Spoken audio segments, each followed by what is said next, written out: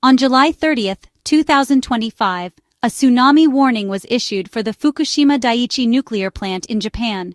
This alert led to the immediate evacuation of all 4,000 workers at the facility. The warning came after a powerful earthquake struck near Russia's far eastern Kamchatka Peninsula, prompting immediate safety measures.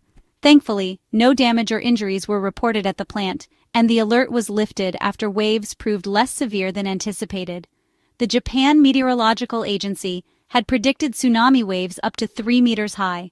In reality, the waves were much smaller, measuring only 40 to 50 centimeters along the Pacific coast.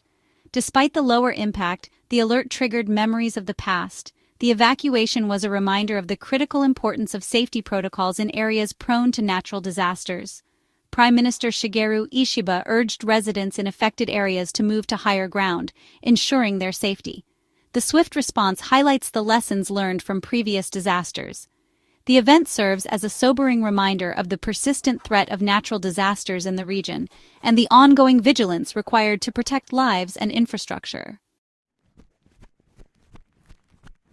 A powerful earthquake measuring between 8.7 and 8.8, struck off Russia's far eastern coast near the Kamchatka Peninsula. This seismically active region sent shockwaves across the Pacific, prompting tsunami warnings.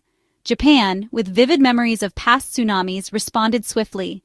Alerts were issued for the U.S. West Coast, Hawaii, Canada, and beyond. Though the waves were less severe than feared, the event highlighted the importance of preparedness and global cooperation. The recent tsunami warning brought back memories of March 11, 2011. A massive earthquake struck off Japan's coast, triggering a devastating tsunami. The tsunami led to the Fukushima nuclear disaster and widespread destruction. Over 18,000 lives were lost, leaving a lasting impact on Japan. The disaster changed national policy and public views on nuclear energy. Lessons from 2011 continue to shape Japan's disaster preparedness today.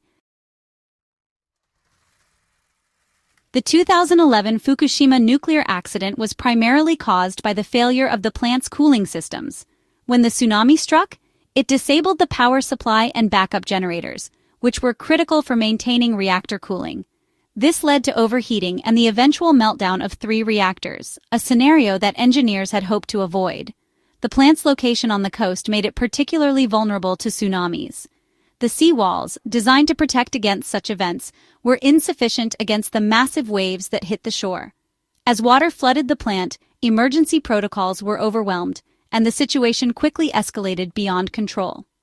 The design and age of the Fukushima Daiichi plant also played a role. Built in the 1970s, its technology was outdated by 2011 standards. The accident highlighted the need for modernization and stricter safety regulations in nuclear facilities, not just in Japan, but worldwide. The consequences of the meltdown were severe. Radioactive materials were released into the air and sea, causing long-term environmental damage. The incident sparked international debate over the safety of nuclear power, leading some countries to reconsider their nuclear energy policies. For Japan, it marked a turning point, resulting in increased scrutiny and reforms in the nuclear industry. The 2011 disaster caused unprecedented damage in the Fukushima region. Besides the immediate destruction from the earthquake and tsunami, the nuclear accident forced over 150,000 people to evacuate their homes. The exclusion zone around the plant remains in place today, with significant areas still uninhabitable due to radioactive contamination. The human cost was enormous. Families were displaced, communities were fragmented, and the psychological impact was, honestly, profound. Many evacuees faced the prospect of never returning to their homes, as decontamination efforts have proven lengthy and complex. The social fabric of the region was altered, with many residents relocating permanently to other parts of Japan. Environmental damage was also extensive. Radioactive materials contaminated the land and sea, affecting agriculture and fisheries. The cleanup process is ongoing, with efforts focused on removing contaminated soil and debris. However, the scale of the task has led to significant challenges and delays. The disaster also prompted a reevaluation of Japan's disaster preparedness strategies. Lessons learned from the event have been incorporated into national policy, with an emphasis on strengthening infrastructure and improving evacuation procedures. The experience has been a catalyst for change, ensuring that the country is better equipped to handle future disasters. The cleanup at Fukushima is a monumental task, filled with challenges and controversy. Removing hazardous debris, including melted nuclear fuel, remains a major issue. As of 2025, 880 metric tons of dangerous material are still inside the plant. Another controversy is the handling of contaminated water. Japan's plan to release treated wastewater into the ocean has drawn criticism, though UN regulators say the impact is negligible. Despite delays, progress continues, with new technology and international cooperation driving the cleanup forward. The road ahead is long, but efforts to restore Fukushima persist. In the years following the Fukushima disaster, Japan initially moved away from nuclear energy. Public sentiment was strongly against it, and the government shut down many reactors. However, recent policy shifts indicate a reversal of this trend. In early 2025, Japan announced plans to maximize nuclear energy to meet growing demand, particularly in sectors like AI and semiconductors. This policy shift has not been without controversy. Local opposition remains strong, particularly in regions affected by the Fukushima disaster. Many residents are concerned about safety and the potential for future accidents. The memory of 2011 looms large, influencing public opinion and complicating government efforts to promote nuclear energy. Utility companies are also facing challenges. Kansai Electric Power, for example, is considering building a new reactor, a project that was suspended after the 2011 disaster. While there is a push for modernization and increased capacity, local resistance presents a significant obstacle. The debate over nuclear energy in Japan is complex, involving economic, environmental, and social considerations. Balancing energy needs with safety concerns is a delicate task, and the path forward will require careful negotiation and consensus building with affected communities. Japan is located on the Ring of Fire, a region known for its frequent seismic activity. The country experiences about 1,500 earthquakes annually, making preparedness a national priority.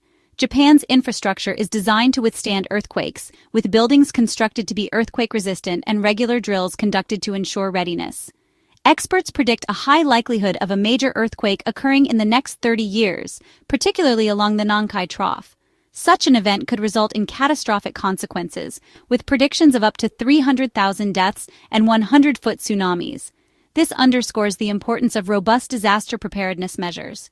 Japan's commitment to seismic safety is evident in its investments in technology and education. Early warning systems, public awareness campaigns, and community training are all part of the country's comprehensive approach to disaster management. These efforts aim to minimize the impact of future earthquakes and protect the population. While the risk remains high, Japan's proactive stance on earthquake preparedness provides a model for other countries in similar seismic zones. The lessons learned from past experiences, including the 2011 disaster, continue to inform strategies and policies aimed at reducing vulnerability and enhancing resilience. For the people of Fukushima, the journey to recovery is ongoing. The recent tsunami warning served as a stark reminder of the region's vulnerability, but also highlighted the resilience and determination of its residents. Many have rebuilt their lives, but the emotional scars of the 2011 disaster remain. Efforts to revitalize the region are underway, with initiatives aimed at economic recovery and community rebuilding. There is hope that the ongoing cleanup and decommissioning efforts will eventually restore the land to a safe and habitable state. For many, the prospect of returning home is a source of motivation and optimism. Local residents continue to advocate for safety and transparency in nuclear policies. Their experiences have shaped a cautious but hopeful outlook for the future. While challenges persist, there is a sense of progress and possibility. The story of Fukushima is one of resilience in the face of adversity. As the region continues to heal and rebuild, the lessons learned from past disasters will guide its path forward. The journey may be long, but the spirit of the people remains strong, driving the hope for a brighter future for Fukushima and its communities.